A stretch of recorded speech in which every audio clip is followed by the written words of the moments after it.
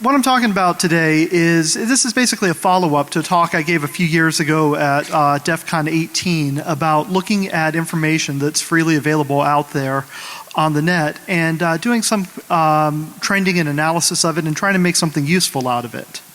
So a little bit about my background. I'm the Director of Technology at the Center for Law Enforcement Technology Training and Research, which is it's a nonprofit research center that got spun out of work that I used to do when I was a professor at the University of Central Florida. I was there for about 10 years, and in the engineering program, taught computer engineering. I developed the computer security curriculum there and did embedded systems amongst some other things. Eventually moved away from teaching and more into research, and we ended up spinning out that research into an independent nonprofit center. I'm also CTO for Hoverfly Technologies, and prior to this I used to work as a research associate up at the Institute for Security Technology Studies at Dartmouth College. So over the course of the last 20 years, some of the things that I've worked on are up here on this list. And it took me quite a while to catch on to kind of what the common theme between all of the things I was working on, because I'm kind of slow to pick up on these things at times. And eventually, as I started putting it together and kind of realizing some of the same things that I was coming across and the same things I was doing, I realized that all of this stuff, from information sharing that I'm working on now to hardware sensor networks, to intrusion detection systems, they really all rely on some of the basic concepts of sensor data collection and in particular sensor fusion. Because everything that we're doing in all of those things that I listed up there, they're all based on taking some sort of sensor and using it to try to get some measure of reality. But the sensor always has some limitations. Sometimes it's a significant one, sometimes it's not so bad. But every sensor that we look at reality, including ourselves, including when we view things, it's always got some sort of limitation and it's one particular view, and that influences the data we're seeing. And you can we have to work towards trying to get more meaningfulness out of the data that we have. One of the ways that we do this, and one of the techniques that I find most versatile, I'd say, is sensor fusion, where we take multiple sensors, we take multiple ways of looking at the same thing, and kind of put that together with the hope that we can take the limitations of one observation and cancel it out with a different observation that has a different set of limitations. So at least that's the hope. At least, if we can put two halfway decent things together and get something that's more than the sum of its parts. So before I get kind of more into my stuff, I always feel like in this particular subject that I have to give an acknowledgement to the guy that inspired kind of some of these thoughts in my head. And it was actually at DEFCON, way back at DEFCON 13, Broward Horn gave this talk on meme mining for fun and profit. And his problem, all great ideas come out of a problem, and I guess a lot of bad ideas come out of trying to solve a problem too. But his was a really good idea. His problem was that he would find that he would start learning some new technology, some new tool, or at least it was new to him. And by the time he felt he had mastered it, it was kind of on the way out, or the job market was just saturated with people doing that now, or it had just fallen by the wayside. Nobody cared about it. And he was always kind of struggling with trying to figure out, what should I spend my time studying? What should I learn to kind of get ahead? And he ended up kind of thinking about this as everything's got this sort of saturation curve where a trend starts happening and there's a little bit of chatter about it, and eventually it starts taking off. And everybody hears about it when it's big and growing, and then it kind of gets boring and old. But he wanted to try and identify these things earlier on, and went through and did it. This is a slide pulled out of his old presentation, where what he would do is he would look at news sources and forums and blogs for information and keywords, and kind of pull those out and see what was trending on there, with the idea that that's kind of a precursor to seeing that early chatter about it, something can take off. This one, in this particular case, this is the red line shows how many times the word palladium showed up in news reports and forums, and the blue is the price of palladium. And you can see that clearly there was a lot of chatter about it before the price spiked up, and then the chatter dropped off before the price comes back down. So it's a really good, apparently a really good indicator for predicting the future there, what's going on. So anyway, that thought inspired me. And when I was teaching, I'd have students who would come to me and they would want to know what do they need what skills do they need to get a good job and all of that. And I tried to apply what Brouwer had done in a similar way by monitoring and observing trends. And this is mostly single variable observation. It's doing some correlation. And I started off looking at Craigslist data. Just because Craigslist is nicely available, it's well organized by geographic location, and you can go in certain categories, like where they have the job postings in there, it's categorized by different types of jobs. And I know, Craigslist isn't necessarily the best place to look for jobs, but it was had some interesting properties in that it's a lot of small companies that post on there. That are maybe trying new things. A lot of entrepreneurial companies, startups, things like that are posting there, not so much the big ones. So that actually tends to skew it a little bit more towards being a leading indicator, something that is will come out a bit ahead of the curve. So some of the things I ended up looking at, just because I found correlations in here, were jobs, items for sale, and adult services. And I mean, I'm not saying I looked for adult services on Craigslist. It's just my research took me there. So things I saw looked like this. This is an example. This is just showing job postings by date. And this is showing the dips you see there. This is a weekly trend, and these are some different cities. It goes kind of dead on the weekends. There's a spike on a Monday, spike on a Friday. You see this kind of pattern. And it's okay, fine, whatever. It's kind of boring, but sort of interesting, not unexpected. But there are certain things that started standing out when you look at this data. In this particular case, there was, one of the things that jumped out at me was Austin never had a spike on a Friday. It always dropped off. It's kind of hard to see, but it's the orange line in there. It never has a second spike in it. Thought that was kind of interesting. The other thing, and this is what came out of the adult services, was that there was a correlation between adult services being offered and bicycles being for sale, or actually a lot of items being for sale. And this led to a couple interesting discussions that were one of my favorite moments at DEFCON was when somebody stood up in the audience and said, "Hey, I think I can help you out. I'm from Austin and my sister's a prostitute." So that, and then it led into a discussion of things you can sell one time, like a bicycle, and something you can sell over and over and over again. So, okay, that's what I had done before, and we had looked at that, and there's some interesting stuff there, but I wanted to kind of dig a bit deeper into the data and look for more relationships and more correlations between data, and hopefully be able to pull in other sources and do some fusions on this. So I started looking for things like different cycles in like the job postings or correlations in them, because at the time when I was working on this, keep in mind I was really trying to help out some of the students that were graduating looking for jobs, trying to help them find out what skills they needed, what would really kind of help them get ahead. There were definitely correlations in there. There are things in the cycles you'd see, but nothing unexpected, nothing really interesting that jumped out. In related skills, you can say, like you could say that if a job was going to have one particular tool set or skill set listed, there are other ones that are likely to be listed with it as well. Again, it was nothing really jumped out at me as being unexpected out of it. But eventually there were a couple interesting things that showed up. One that I think is just kind of funny, and it was how often the words drug test or drug screen showed up in a job advertisement correlated with the different skills in it. And apparently, like, if you don't think you're going to pass a drug test, don't bother learning SAP, because it's not going to do you any good. On the other hand, if you want to develop iOS applications, go knock yourself out. I guess there's probably some logic here is like how corporate or uncorporate the environment is, I suppose. Another thing was looking at jobs that had benefits and like retirement and health and medical. The interesting one, the best one was COBOL, but I think it was a bit of an outlier because there were just so few jobs offered with COBOL, and I guess to get like any like old grizzled COBOL programmer to come work for you, you got to give them a lot of benefits. Things like Python and Android and HTML, looking for somebody to develop your web page, you're not going to give them much in benefits, I suppose.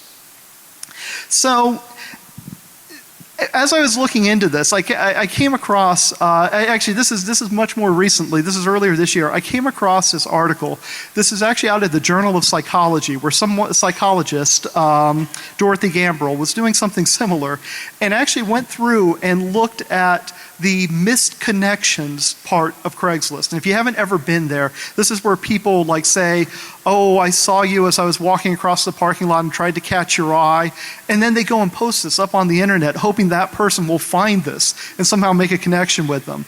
And these are organized by state. These are where people make or had the most missed connections. And it there's some things that just make me, I find funny, like Walmart's got a lock on the South, Oklahoma, it's the state fair, of course. It makes perfect sense. And in Nevada, it's casinos. And the one thing that I just had to put this up there, was one thing that just jumped out at me like crazy was Indiana. It's at home. Like, I don't know what they're doing in Indiana, but I'm pretty sure they're doing it wrong. So I was talking with a friend of mine about this stuff, Dave Grableski, and his eyes lit up and he started telling me about this thing that he had done where in his neighborhood, this is back in Orlando, Florida, his neighborhood, they'd had a rash of crime recently. And they didn't really know they had a rash of crime until all the neighbors got together and started talking with each other. And they found out everybody knew a little different incident that had happened. So he went and did some searching and found out there was some open source data that the sheriff's office and police department would post about their CAD, their dispatch calls. And he started writing this little tool to take that, do some geolocating on it, and tweet it out. And then you can subscribe to it and get tweets from this thing, like really hyper-local things for your neighborhood about what's going on there. And it's actually one thing that's funny. I just pulled this up earlier today, and I was just noticing things. This is in Orlando area. The first tweet that's on there, and I'm amazed that the sheriff's office is putting this out. They're basically saying there's a designated patrol area available, which means there's an area where there's nobody patrolling it currently. And this is down in a real tourist trap part of Orlando. So, that could be useful information to somebody to know there are no cops there right now. And then there's a few accidents. And then I guess the people down at the bottom down on Poppy Avenue would be happy to note there's a fugitive from justice running around in their area. So this kind of led us to look into more sources for data, because what they offered where we were wasn't very useful or organized. And we found out and started looking in places that kind of subscribe more to the OpenGov system. And this is a movement to have more transparent government data. Some cities publish huge amounts of data about what's going on in their city with the fire department, police department, live interesting data in Seattle, Boston, Chicago, a number of others. These are three that we spent a bit of time looking at. There's information about incidents that are going on, like police fire. In Chicago, you can actually track where the snowplows are in the city. You can track where garbage trucks are in real time from the city, which I just find really kind of fascinating.